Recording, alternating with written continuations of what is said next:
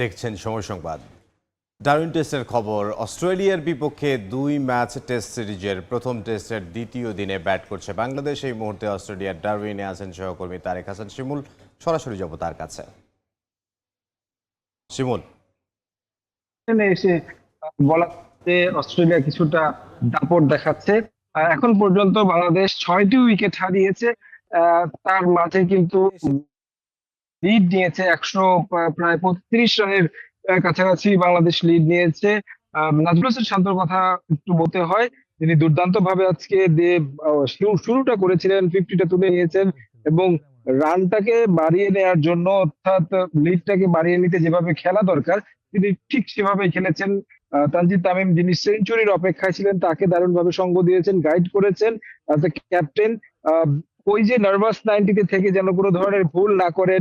একটা miss understanding হয়েছিল nervous 90-র মাঝে, তানজিদ তামিমকে তিনি আবার দৌড়ে গিয়ে অপর প্রান্তে বুঝিয়েছেন যে এই সময়ে সে প্যানিক করা যাবে না। যেই শুরুতে আসলে কিন্তু বলা চলে যে সেঞ্চুরিটা তার তানজিদ তামিম পেয়েছেন, পরবর্তীতে তিনিও কিন্তু সম্ভাবনা তৈরি করেছিলেন, যদিও শেষ পর্যন্ত 84 রানে ফিরে গেছেন। মুশফিকের সাথে দারুণ একটা জুটি করেছিলেন, মুশফিকও ফিরে গেছেন 36 রানে। মেহেদী হাসান মিরাজ এবং হাসান মাহমুদ, যিনি বল হাতে দুর্দান্ত করেছেন গতকালকে, ব্যাট হাতেও দেখছি যে আসলে মিরাজের সাথে জুটি গড়েছেন। এখন পর্যন্ত আমরা যেমনটা দেখছি, হাসান মাহমুদকে নিয়ে যদি একটু বলি, তিনি কিন্তু প্র্যাকটিস সেশনে ব্যাট হাতে অনেক সময় সময় দেন না। এটা আমরা যেটা তাকে জিজ্ঞেস করা হয়, তিনি আসলে বলেন যে আমি টেলেন্ডার হিসেবে যেন দলকে সাপোর্ট দিতে পারি, সেই জন্য আসলে মূলত এই প্র্যাকটিস।